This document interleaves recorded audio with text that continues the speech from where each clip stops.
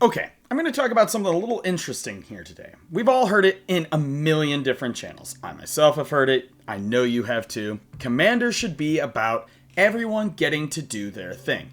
I've heard that from the Command Zone, MTG Goldfish, all of these channels that I love watching with great creators.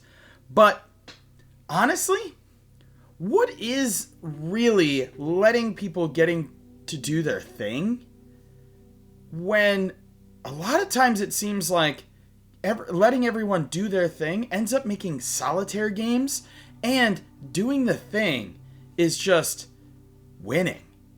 So let's kind of go through what I consider to be one of the biggest lies in Commander: letting everyone do their thing. I'm going to go through about 10 different points. I actually made an outline today and kind of talk about each of them one by one. So, without further ado, let's get straight into it. But first, if you like my discussion content lately, let me know in the comments down below. I'm always looking to improve. If you like daily deck techs, I've got those over on the main channel.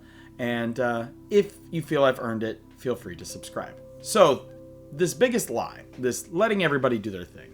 What are some of the things that I see in it that kind of make it not really a true thing, like something we shouldn't be doing?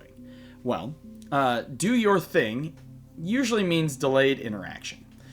I think there's this misconstrued point that letting everyone do their thing means that interaction is BM. And I'll have had a discussion video about why interaction feels bad in Magic, probably put up before this one, to kind of go over that. But check that video out for a little bit of that. But yeah, a lot of times in games where I play, if I kill someone's commander or stop their infinite combo, people get extremely upset because they're like, I just want to do my thing. But the problem is that thing is just going to win the game. And yeah, I don't always go into a game wanting to win, but it is a game and somebody does have to win. And I'll be honest with you, I would prefer that person be me than my opponent. And so yes, I'm going to Swords to Plowshares your thing. I'm going to counter it. There is such a thing as like BMing though, when you're just punching down to punch down. But this is specifically stopping somebody from doing their thing so they don't win the game. And is that really a problem, right? Like, is that a problem? And that leads us into early turns are where games are decided, right? You're setting up your engines, you're getting your lands down, you're getting your commander down, you're starting to get your stuff going. And in those early turns, especially when in conjunction with this interaction, people are more inclined to get upset. I've played spell table games where somebody has played a Llanowar Elf, and they had a commander that would snowball very fast if they got them out very quickly. And somebody Doombladed their Llanowar Elf, and the person just left the game. Immediately, just left the game. Because they weren't allowed to do their thing. Maybe they kept a suboptimal hand with only 2 lands in it or something like that. But they weren't allowed to do it, so they just dipped. And those early games decide a lot of things. And I think this concept of letting everybody do their thing creates an overall weakness in deck building as well.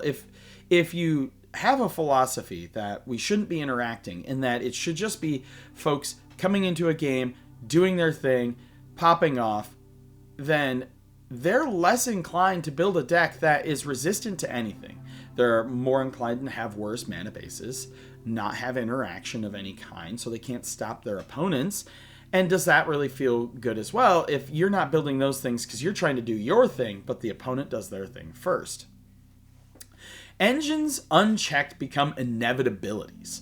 So we all have those cards that just do the thing, right? We're going to take VV Ornithir for an example, right? He's a big blatant offender of this. He is a self-contained engine. If you play the game and you play non-creature spells, he's going to get bigger, generating you more mana, which in turn does other things. Now, he creates a form of inevitability. And if you put something like Curiosity on him, he gets exceedingly dumb. Now, should I allow my opponent to put that Curiosity on VV, generating card advantage and more ping, or should I be a responsible player and end that VV? to be honest with you, if you see VV on the table, end it every single time. People should have redundancies beyond their commander or beyond a single card to operate. Passive play also removes meaningful decisions. So if we're all sitting down and we are all doing our thing and not interacting with others, right? There is no meaningful decision. Now, I come from a background of playing things like draft, limited, constructed, legacy. I've played some standard, I've played some modern, and I've played commander, right? And I grew up playing kitchen table Magic. And in all of those formats, interaction and decision making are key and like a key component to having a good game, and also are an incredibly key component in creating better players. If you all sit down and you don't interact with each other and you just enact your game plan playing a game of solitaire, then you aren't really creating rounded skills. Yes, it does help you sharpen your goldfishing skill, if you will, where you play uninteracted with, so you know how to get to your line if nobody bothers you. However, having that interaction where something of yours gets blown up, or you yourself having to decide when to interact with different parts of opponents' decks, is an excellent way to teach like very hard, good skills in Magic, and will make you a better player overall. It creates strategic thinking and deep, comprehensive thinking. If your opponent has a commander down that's strong, but they have something that you know can end a game, you're going to end that, and it teaches you also threat assessment. Again, this all comes from interaction. Really, snowballing ends up being the big issue here, right? So if you don't interact and you don't stop somebody from doing their thing, it can snowball. And snowballing can either end a game or it can result in a 45-minute turn. There are decks out there that doing their thing results in, like, say, the Brago Blink deck, right? Just sitting there for like 30 minutes slowly and non-deterministically going through their turn. That's them doing their thing. I'm sorry, but I've got places to be, stuff to do, and if I don't get home within 10 hours, my wife will murder me. And so I'm going to kill it. I'm going to stop it, and I'm sorry, you tried to do your thing, but if it's taking that long, just not really going to be good for the overall health of that particular game. Commander itself is designed for interaction, right? In 1v1 Magic, like Legacy here, there's always interaction, right? I am interacting with my opponent's stuff. Honestly, this deck is a bad example because 12 Post here, for the most part, just does its game plan. Minimal interaction. I do run Dismembers in the sideboard, though. But in Commander, you have 4 players. It's designed for interaction. It is a social game.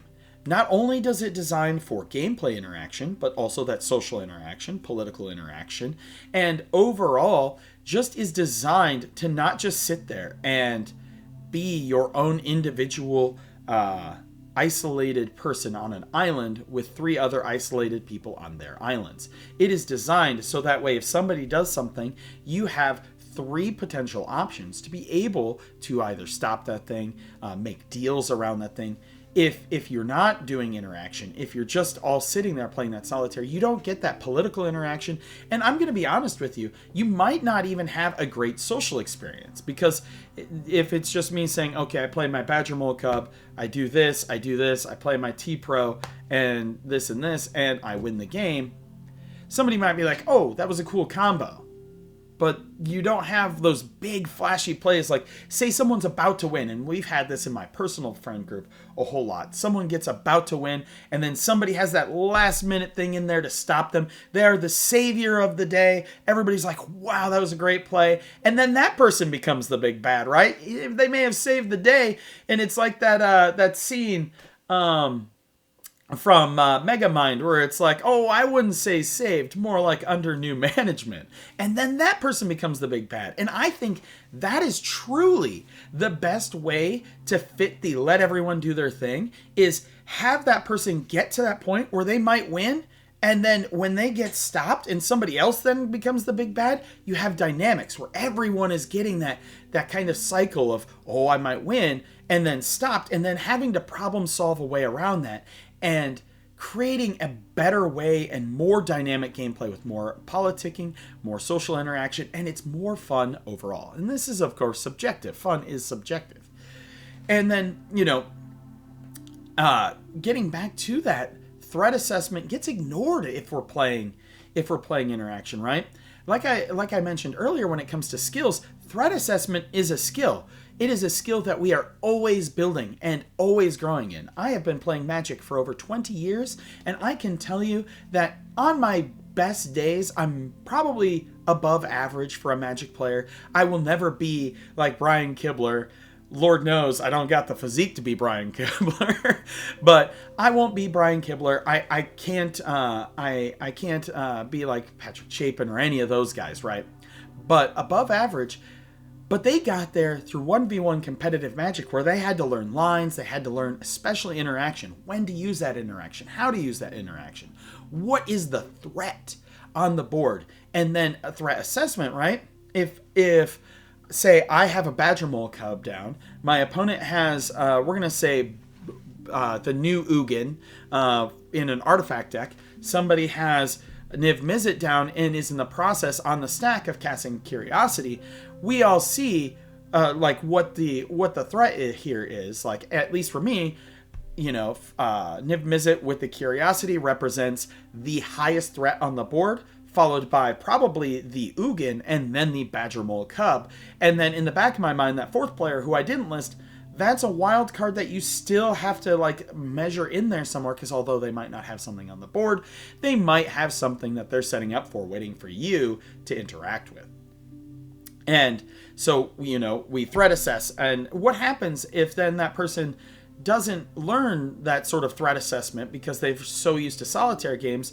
They're like, oh, well, I'm going to kill the Badger Mole Cub because I hate Badger Mole Cub. And then the person's Curiosity resolves, and then Niv Mizzet just wins the game. Did that really create a good experience? Yeah, that person might learn from that and be like, oh, I should have killed that. But that's after the fact. Had they had games prior to that where they interacted, we might have had a little bit different dynamic in the game.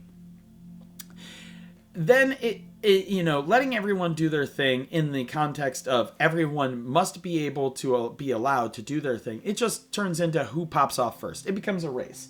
It becomes my Azusa deck. Azusa is mono green. It is Azusa through and through. It doesn't interact with anybody. And my game plan is to just enact my game plan faster than anyone else. I do just play solitaire with that game or with that deck. And although it is fun, it's fun for about 3 total games. And I mean 3 in a month, not 3 in a day. It's fun to be able to do my big splashy thing, cast my Genesis Wave for 36 or 38 or whatever, and then pop out a bunch of Eldrazi that have haste and swing in. That's fun. It's not fun the second game or third game or fourth game. Just isn't, friends. The games where I have the most fun are things like when I play my Sheoldred the Apocalypse deck, which you're going to be like, oh, brother, Sheoldred the Apocalypse. But it's not based around draw. She's just the face commander to draw hate. But that deck is like 45 removal spells. And it's just me trying to police the board. I go in with that is, I build up, and my job with that deck is to stop everyone else from being able to do their thing, while I am slowly creating inevitability of building up lands and Torment of Hail firing everyone for like 45 trillion. It's not really 45 trillion, usually about 20 does it. But it's a who popped off first. And if you're playing control, if you're the only one playing Control and everybody's playing Solitaire, you only have so many resources. I've had those games where I've played my Shieldred deck, and it's like everyone's just playing their Solitaire, and I'm trying to stop it. And because of removal, again, we'll get, if you watch that video, you'll see kind of why it feels BM, even for me, when I'm having to spend all of my resources to stop everyone else because someone's like, oh my god, that guy's gonna win. I'm like, well, do you have a way to stop it? And they're like, no, I'm trying to do my thing. It's like, well, why do I have to spend all of my resources for it? And then players misconstrue passive play and passive behavior for fairness, right? And this is something I have actually run into a lot more, especially with newer Commander players, where if you, like kind of like the spell table game where, you know, the Land of War elf gets killed and the person quit, or you see somebody who's newer and they start playing out their thing. Say they put together a whole deck and they play their Badger Mole Cub and they start doing their thing, and then you kill their Badger Mole Cub, and they start getting very upset about, hey, you know, why did you kill that? I was trying to like build this up. And it's, well, yes, you were, and I stopped it, and that was the point, is so that you couldn't do that. And then people get very upset because I feel like the culture that has been misconstrued for let everyone do their thing has kind of created this atmosphere where interaction is stigmatized. And we've seen this already with land destruction, right? Mass land destruction is BM. It is a feel bad thing if somebody doesn't have the win on the spot. So I'm not talking about that. But it is next to never that I see things like a strip mine or a stone rain. And so you'll have somebody who plays, we're going to say, Field of the Dead. Field of the Dead's right there. Cool. Everybody knows that card is disgusting. And then that person, you know, nobody has the interaction for it. Nobody has Imprisoned in the Moon or a random stone rain, a wasteland, a ghost quarter, a demolition field, or a strip mine, right? Nobody's got that because even single targeted land removal has been so stigmatized as in not fair. So nobody interacts. So this person is able to just pop off. And yeah, sure, you have one zombie, then you have two zombies, but then they Vesuva the Field of the Dead, and pretty soon you're up to your eyeballs in zombies. All because we had to let that guy do their thing, and the culture of Magic has taught us that interacting in that level, is, even on a single target land removal, is not appropriate in the social contract. Which I do think is wrong, and we cannot allow that social contract to spread to general removal or counter spells, because if we get to a point where we don't have, where it socially isn't acceptable to run plenty of removal, be it mass removal or single targeted removal or counter magic, then we are at a point where Commander as a format will no longer be healthy, and it won't be Commander. You can sit down and just goldfish, because that's essentially what you're doing with 3 other people at that point. And then, like, just to reiterate, the best part of Commander is the interaction and the tension and engagement that comes from being able to just, you know, be able to stop games, see those big flashy plays almost get off but not quite, those sort of things. So those are my thoughts. Let me know what you think in the comments down below. I'm always glad to hear it. Again, let me know how I'm doing with these discussion videos. Do you agree with me that letting everyone do their thing isn't necessarily the most healthy thing for a game? Do you think that, like what I've witnessed, there's been this misconstrued nature of it, that letting everyone do their thing often equates to just letting someone win the game because their thing is just winning the game? But as always, I'm Weston with the Hidden Gibbon. I love doing these discussion videos, and I hope you all have a wonderful day.